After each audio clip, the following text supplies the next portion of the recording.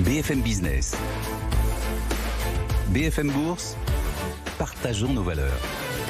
Et on va partager nos valeurs avec Sarah Carvalho de Oliveira. Bonjour. Bonjour. Vous êtes analyste gérante ISR chez Sycomore AM. Avec vous, on va décortiquer un petit peu le portefeuille responsable BFM dont vous venez régulièrement nous parler ici. Tout d'abord, un petit commentaire sur les derniers chiffres disponibles de la collecte des fonds durables. Qu'est-ce que ça donne ?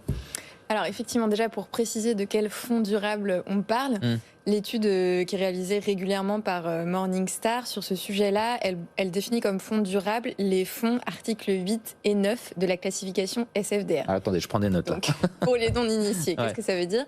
SFDR, c'est la réglementation européenne sur la finance durable qui est entrée en vigueur l'année dernière et qui demande à tous les asset managers de déclarer eux-mêmes dans quelle catégorie de fonds durables ils classent leurs fonds d'investissement selon l'utilisation qu'ils font des critères ESG ou extra-financiers. Donc on peut déclarer soit qu'on n'utilise pas de critères extra-financiers, article 6, ou alors qu'on en utilise.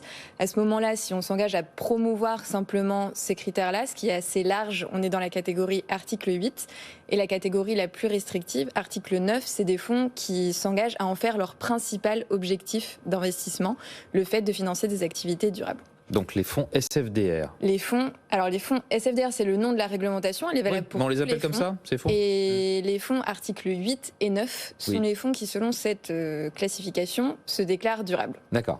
Et donc, ce que fait Morningstar régulièrement, c'est de regarder la collecte plus particulièrement sur ces fonds articles 8 et 9, sachant que les fonds articles 8, aujourd'hui, ça représente quand même 40% des encours européens. Donc, vous voyez qu'il y a beaucoup de fonds qui déclarent utiliser ces critères-là. Et ce qu'on a observé sur le premier trimestre 2022, l'actualité, c'est que la contraction de la collecte, mais qui est très forte et valable sur tout le marché européen, elle a été un peu plus forte sur les fonds dits durables. Néanmoins, ce qui est surtout intéressant d'observer, c'est que parmi cette multitude de fonds dits article 8 qui disent promouvoir les critères ESG, Morningstar fait cet exercice d'essayer de sélectionner ceux qui paraissent les plus exigeants au regard de leur prospectus, parce qu'aussi ils s'appuient sur des labels en plus, et notamment de regarder les fonds qui ont des critères environnementaux bien définis. Et quand on prend ces fonds dits green, là on voit qu'au sein de cette catégorie qui a fait une légère décollecte sur ce trimestre-là, c'est les fonds qui continuent à collecter, avec les fonds article 9 qui sont censés être les plus exigeants et qui ne représentent aujourd'hui que 5% des encours. Donc ça reste globalement rassurant, même si on voit que du coup la contraction de la collecte elle a été un peu moins forte sur les fonds qui n'utilisent pas du tout ces critères-là. On voit que parmi la multitude de fonds dits durables, si on s'attache à regarder les fonds qui paraissent les plus sélectifs, on reste sur une tendance positive sur ces fonds-là, et c'est ça qui est important. Et surtout, cette étude, ce qu'elle nous permet de voir, c'est que 40% de fonds qui se déclarent durables, c'est quand même assez énorme. Donc ce qu'on voit, c'est que cette classification-là, elle ne va pas permettre finalement, en tout cas à aujourd'hui, de faire vraiment la différence entre les fonds, puisqu'elle n'est pas contrôlée derrière par le régulateur. C'est la société de gestion qui auto-déclare cette classification. En revanche, ce qu'on observe sur le paysage réglementaire qui est en plein bouleversement aujourd'hui à l'échelle européenne sur ces sujets de finances durables, c'est que la taxonomie européenne qui définit là de manière très précise les critères qu'il faut qu'une activité coche pour être qualifiée de durable d'un point de vue environnemental pour l'instant, et qui va être complétée par une brique sociale qui est en cours de préparation. Là, les premiers chiffres sont en train de sortir. Les entreprises publient la part de leur chiffre d'affaires qui peut être considérée comme répondant à une activité durable du point de vue de la Commission européenne. Et là, ce qu'on voit, c'est que c'est beaucoup plus exigeant et que très probablement, ça va permettre d'être discriminant et au final, pour l'épargnant final, parce que c'est ça qui est l'objectif, ça va lui permettre de vraiment différencier. Sélectionner encore plus. C'est ça. Parmi ces 40% plus de fonds durables, quels sont ceux qui sont les plus alignés avec ce objectif d'investissement ? On parle de notre portefeuille. Portefeuille donc BFM responsable. On rappelle un petit peu le principe. Combien de lignes en termes d'achat, de vente, l'objectif, c'est de garder toujours le même nombre de lignes. Rappelez-nous un petit peu. Alors, il y a une quinzaine de lignes aujourd'hui en portefeuille. L'objectif, c'est de proposer un portefeuille qui reste assez équilibré d'un point de vue sectoriel, avec que des titres éligibles PEA-PME. Et qui représente nos convictions ISR, donc toute taille de capitalisation confondue. Et ça aussi bien d'un point de vue du type d'activité justement de ces entreprises-là, donc quelles solutions elles apportent à des grands enjeux sociaux et environnementaux, là vraiment sur la nature même de leur activité, de leur modèle économique, mais aussi en termes de pratique et de gouvernance. C'est les deux grandes briques de l'ISR qu'on essaye de représenter dans le portefeuille. Surtout des valeurs françaises, je vois. Hein. Bon. Il y a un petit biais France. D'accord. Quelle performance par rapport à son indice de référence depuis le début de l'année? Qu'est-ce que ça donne? Alors le fonds a surperformé son indice de référence depuis le début de l'année. En ce moment, il résiste bien là, parce qu'en ce moment, voilà. C'est un petit peu là, ça secoue, hein. C'est ça, dans un contexte très volatile, c'est ce que j'allais dire, et c'est pour ça que c'est important de remettre la performance du fonds dans un contexte plus long terme, parce qu'à travers une stratégie ISR, c'est toujours ce qu'on vise, investir dans des entreprises de qualité qui sont positionnées sur des tendances de long terme. Et la surperformance qu'on essaye de créer, elle va se générer du coup forcément sur un horizon de temps de plusieurs années. Donc finalement, la performance à la semaine est pas très pertinente pour commenter les résultats d'un fonds ISR.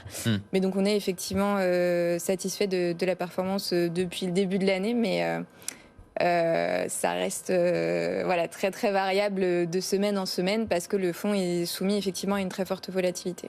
Quels deux exemples de valeurs qui contribuent le plus à cette belle progression, à cette surperformance?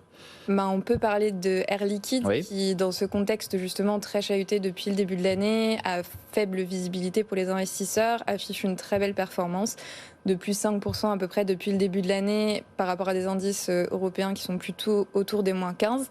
Donc ça confirme vraiment le profil très défensif de la valeur qui d'ailleurs avait déjà bien résisté pendant la crise de 2008-2009 sur les marchés. Valeur de fonds de portefeuille par excellence, Air Liquide. C'est ça, qui reste solide dans ces temps de crise. Et ça a été confirmé là sur les derniers résultats qui ont été publiés il y a une dizaine de jours par le groupe. On voit que la demande sur les gaz industriels est très solide, que le groupe est bien protégé de l'inflation parce que la plupart des contrats sur cette division de l'activité incluent en fait des mécanismes qui les autorisent à réviser les prix selon l'inflation.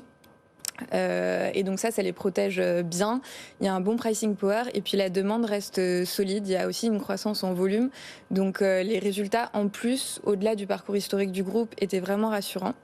Peut-être rappeler aussi pourquoi est-ce qu'on a sélectionné la valeur dans un portefeuille ISR. À l'origine, pourquoi l'avoir sélectionné? C'est ça. C'est par rapport à son profil notamment environnemental, puisque le groupe a en fait 3 leviers à jouer pour participer à la transition écologique et énergétique.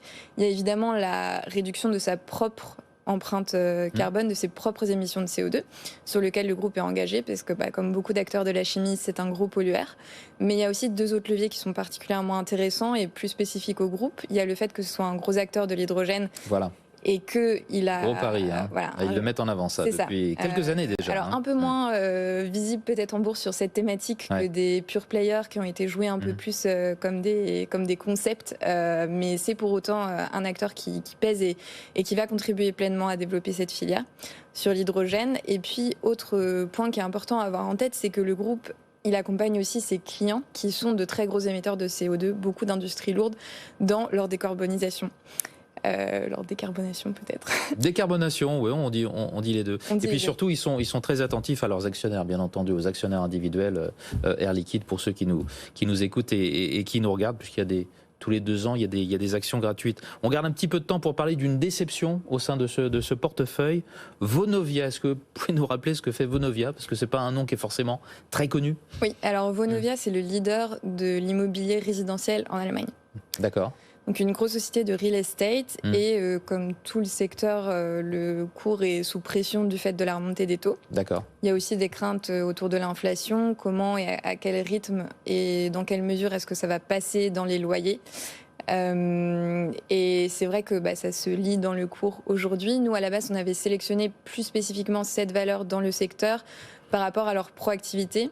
Dans la mesure où ils s'engagent à aller plus loin que la réglementation allemande d'un point de vue environnemental, notamment sur la rénovation énergétique de leur parc. Ils vont plus vite que ce que la réglementation leur impose.